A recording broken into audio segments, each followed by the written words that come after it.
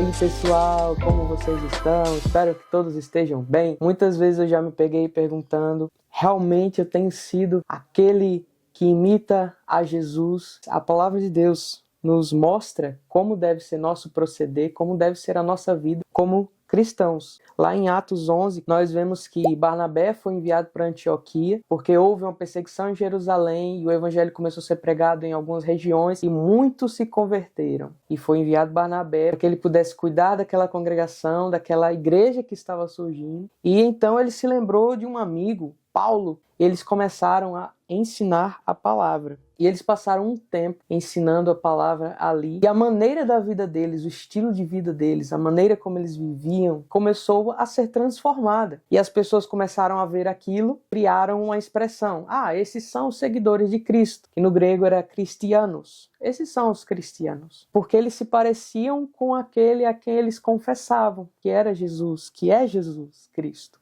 Então, a primeira vez que os nossos irmãos naquela época foram chamados cristãos foi nesse contexto, eles sendo identificados como seguidores de Jesus. E aqui no texto diz, os discípulos foram chamados pela primeira vez cristãos. Muitas vezes nós se esquecemos que carregamos esse nome porque carregamos essa vida. Nós não somos cristãos meramente por um aspecto religioso. Nós somos porque nós seguimos a Jesus. O cristão, ele não vive uma vida para si mesmo. Se ele é discípulo de Jesus, ele vive uma vida seguindo a ele todos os dias. Todo aquele que é chamado cristão é um discípulo de Cristo, tem que ser um discípulo de Cristo. Eu vejo muitas pessoas separando e dividindo a sua vida em diversas áreas. Em algumas áreas o Senhor pode tocar, em outras áreas não, mas todas as áreas da nossa vida servem somente a um Senhor. Jesus falou, vocês não podem servir a dois senhores. Nós temos um só Senhor em nossa vida. Se nós pertencemos a Jesus, toda a nossa vida pertence a Ele. Rookmaker disse, se somos cristãos, quer durmamos, comamos ou trabalhemos, qualquer coisa que fizermos, façamos como filhos de Deus. Nosso cristianismo não serve apenas para momentos piedosos ou atos religiosos. O propósito da vida é a busca do reino. Então, nós não somos o que somos apenas no interior de uma igreja ou apenas em pequenos momentos. Somos o que somos dormindo, andando, comendo, no seu trabalho, na sua escola, na sua faculdade, na sua casa. Nós não podemos ser divididos, devemos ser completamente dele. Então, os discípulos de Jesus, eles são conhecidos pelo seu proceder. Eles são conhecidos por aquilo que eles expressam através da sua vida, pelas suas obras, por aquilo que ele faz. Seja a sua vida cotidiana e muitas das vezes a sua vida rotineira. É aquele que é imitador de Cristo e assim como Jesus, ele morre para si mesmo, morre para suas vontades, morre para os seus planos somente para viver os planos de Deus em todas as áreas da sua vida. Nós precisamos voltar e resgatar o evangelho da cruz, o evangelho da morte, mas o evangelho da vida. O evangelho aqui, morremos para o pecado, morremos para o mundo, morremos para a cultura de pecado. E vivemos sim para Deus, não uma vida dividida, não uma vida mediana diante de Deus, mas uma vida realmente completamente entregue. Uma vida que apesar dos seus erros, apesar de muitas vezes falhar em alguns momentos, uma vida que aponta para Jesus e corre em direção a Ele. Uma vida que, apesar dos seus altos e baixos, continuamos perseguindo o alvo da nossa semelhança, o alvo com quem nós devemos parecer, que é Jesus. Pareça com Jesus. Temos muitos exemplos hoje de homens e mulheres de Deus, até pessoas que já passaram, mas todos eles têm uma característica. Eles nos lembram que é possível viver uma vida inteiramente para o Senhor. Foram homens e mulheres comuns, que nada têm de extraordinário, senão que escolheram morrer para si mesmos e viver totalmente para Deus.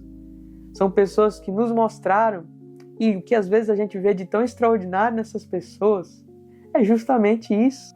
Então o cristão é aquele que escolhe seguir, aquele que escolhe ir em direção a Ele. Todos os discípulos, quando a gente vai voltar ali para os evangelhos, nós vemos cada um tinha uma vida em específico e todos decidiram deixar aquela vida para ir com Jesus. Então, o que muitas vezes nos admiram nesses homens, nessas mulheres de Deus, é justamente essa lembrança que nós temos.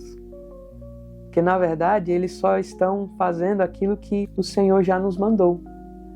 Que o Senhor espera de nós. Se você pegar todas as cartas aí de Paulo, até dentro dos evangelhos, depois nas outras cartas apostólicas e as cartas para a igreja, até em Apocalipse, você vai ver instruções e mais instruções de como devemos viver, agir, falar, de como devemos nos portar em nossas atitudes. Boa parte do evangelho é isso, de como devemos ser, mas do porquê devemos ser. Então talvez vocês perguntem, mas por que está escrito do porquê nós devemos ser e por que nós somos, e não só do como, do porquê, mas também do poder que nos capacita para viver essa vida também. Tem uma frase que eu sempre falo muito: eu não sou perfeito. Eu não sou perfeito, mas eu estou andando em um caminho que é perfeito. E esse caminho me aperfeiçoará. E esse caminho é Jesus. Nós às vezes damos inúmeras desculpas, mas esquecemos qual caminho você está andando.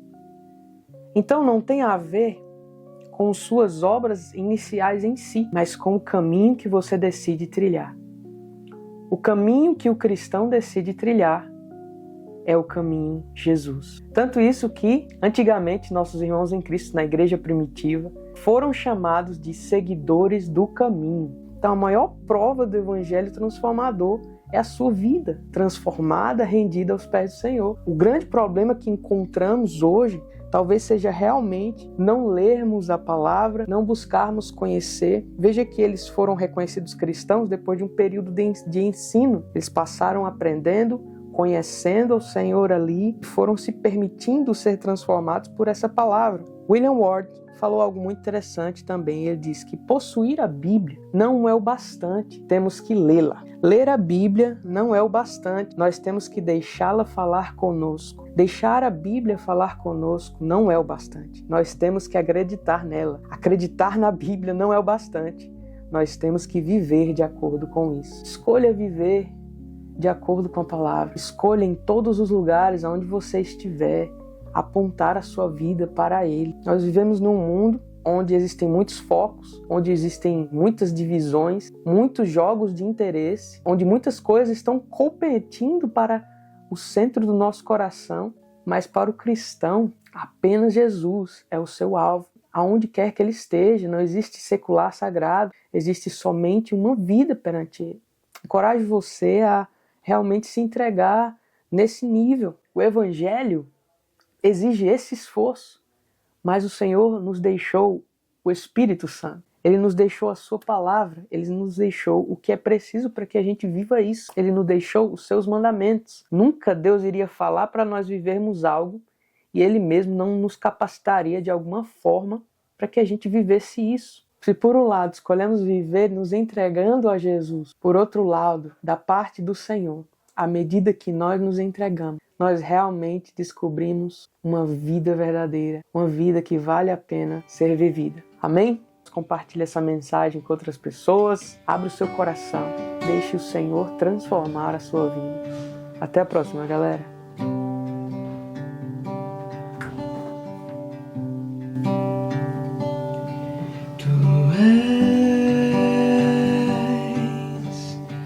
Quem a minha alma esperou,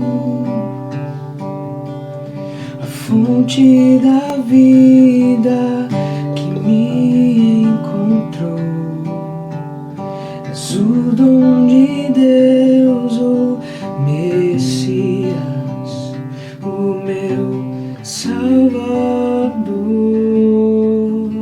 Dá-me de beber, pois tenho sede, não quero mais buscar em outras fontes, não precisarei aqui voltar pra minha sede saciar, uma vez que eu já ouvir teu falar.